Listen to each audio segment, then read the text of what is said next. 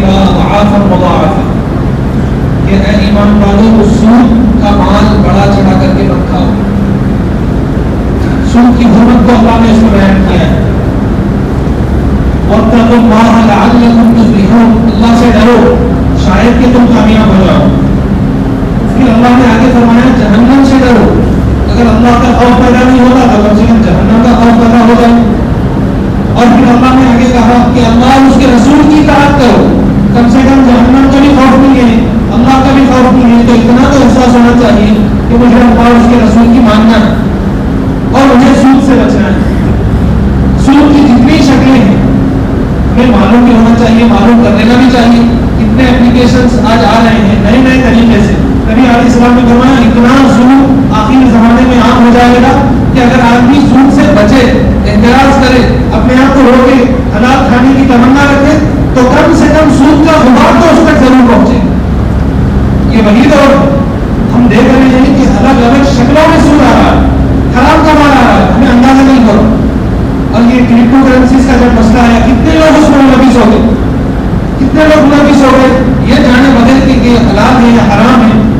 ہمیں شریعت کی ماننا ہے, ماننا بننا نہیں ہے, یہ بننا فرض نہیں ہے, شریعت کی ماننا فرض ہے. قیامت میں اللہ یہ نہیں پوچھے کہ کتنا کما کیا ہے, یہ ضرور پوچھیں گے کہ اللہ اور اس کے رسول کی مانے یا نہیں مانے. ہر لقمہ چھینے سے پہلے, پیٹ میں جانے سے پہلے یہ تحقیق ضروری ہے کہ کہیں یہ لقمہ میرے پیٹ میں جائے اور حرام کا مال میرے پیٹ میں جائے, 40 دن تک کی نمازیں اللہ کے دربار میں قبول نہیں ہوتی. ہم تھک رہے ہیں, اللہ کے دربار میں کھڑے ہو رہے ہیں, اپنے پاؤں میں سوجن آ رہی ہے, اور اتنی مجاہدیں مشقتیں, اور ہمارا پیٹ حلال لقمے اگر ہمارے پیٹ میں نہیں ہے تو اللہ کے دربار میں قبول نہیں ہوگی.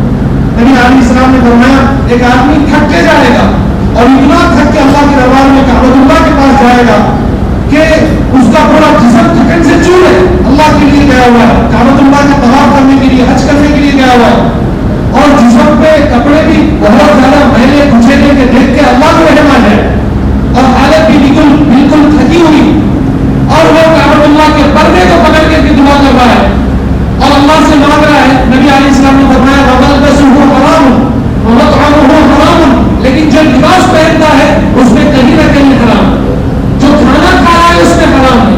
نبی علیہ السلام نے فرمایا یہ کعبۃ اللہ میں ضرور کھڑا ہے, اَنَّا يُسْتَجَابُ لَهُ, دعا کیسے قبول ہوگی. تو ہم سب کو فکر کرنے کی ضرورت ہے. بہت ساری شکلیں سود کی آ جائیں گی ہیں. چٹھیوں میں عام طور پر یہ شکل کہ لوگ چٹھی ڈالتے ہیں, اس میں جو سب سے پہلے اٹھائیں گے ان کو کچھ پرسنٹیج چھوڑ کے چٹھی اٹھانا ہے, یہ بالکل حرام شکل ہے. یہ اگر ہے کہ سارے دوست مل کر کے چٹھی ڈال لیے اور 1 لاکھ کی چٹھی مثال کے طور پہ, کوئی پہلے کوئی بعد میں, لیکن 1 لاکھ روپے اٹھا, تو یہ تو حلال ہے.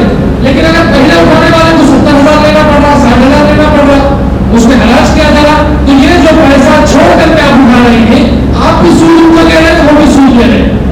تو یہ ساری سود کی شکلیں اور بہت ساری سود کی شکلیں ہیں, ہمیں معلوم کرنا چاہیے. جیسے میں بتا رہا ہوں یہاں احاطہ نہیں کیا جا سکتا, میں یہاں کور بھی نہیں کر سکتا, اتنی شکلیں, اتنے اپلیکیشن آ گئے آج, تو ہمیں تحقیق کرنے کی ضرورت ہے. نبی علیہ الصلوۃ والسلام کی زبان کتنی مہذب, کتنی شائستہ زبان. ایک لفظ میں آپ کو سنانے جا رہا ہوں, بہت غزلی لفظ ہے. نبی علیہ السلام نے فرمایا الربا 70 عقوبۃ, کہ سود کی 70 برائیاں ہیں. اور نبی علیہ السلام نے آگے فرمایا اس کی کم ترین برائی یہ ہے کہ سود کھانے والا گویا اپنی ماں سے زنا کر رہا ہے. کہ سود کھانے والا گویا اپنی ماں سے زنا کر رہا ہے. جتنا یہ گھناؤنا عمل ہے اللہ کی نظر میں سود اتنا گھناؤنا ہے. فَأَذَنُوا بِحَرْبٍ مِّنَ اللَّهِ وَرَسُولِهِ, اللہ نے کہا ہے اور بڑے جلال والے انداز میں کہا ہے کہ اگر تم سود نہیں چھوڑتے تو اللہ سے جنگ کرنے کا اعلان کر دو.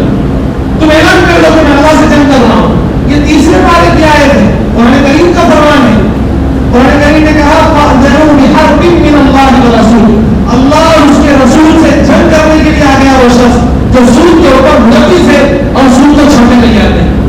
تو ہم سب کو فکر کرنے کی ضرورت ہے. حرام مال ہم اس سے بچیں, حلال کی تلاش کریں, تحقیق کریں کہ میں جو مال کما رہا ہوں کیا ان کے مال کے جو نتیجے ہیں یہ حلال ہے یا حرام ہے, تحقیق کریں. جیسے میں نے پہلے ہی بتایا, مالدار بننا, خوب پیسے کمانا یہ فرض نہیں ہے. آ گیا بہت اچھی بات ہے, اللہ نے جس کے مقدر میں رزق لگا یہ تو اللہ کی نعمت ہے. نبی علیہ السلام نے فرمایا, حضرت عثمان غنی رضی اللہ عنہ آپ کے لیے نبی علیہ السلام فرماتے تھے کہ اللہ کسی کو دولت دے تو وہ احسان کرے, وہ تو اللہ کی نعمت ہے. حضرت عثمان غنی رضی اللہ آج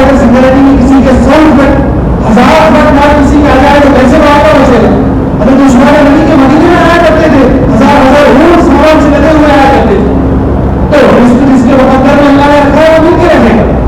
حضرت علی رضی اللہ عنہ ایک مثال ہے، بہت اچھی مثال. حضرت علی رضی اللہ عنہ جو ہے وہ ایک جگہ پہ اپنا گھوڑا گھوڑے کے اوپر بیٹھنے کے لیے ایک زین ہوتی ہے، وہ آرام سے ہوتی ہے بیٹھنے کے لیے. وہ زین کی حفاظت کرنے کے لیے مسجد کے کنارے ایک آدمی کا اس کو بولا کہ یہ زین کی حفاظت کریے. آپ جو ہے مسجد میں نماز پڑھنے کے لیے چلے گئے. واپس آئے گا وہ آدمی جو تھا وہ زین بیچنے کے لیے چلے گیا، وہ زین چرا لیا اور بیچنے کے لیے چلے گیا. جا کر مارکیٹ میں رہ گیا.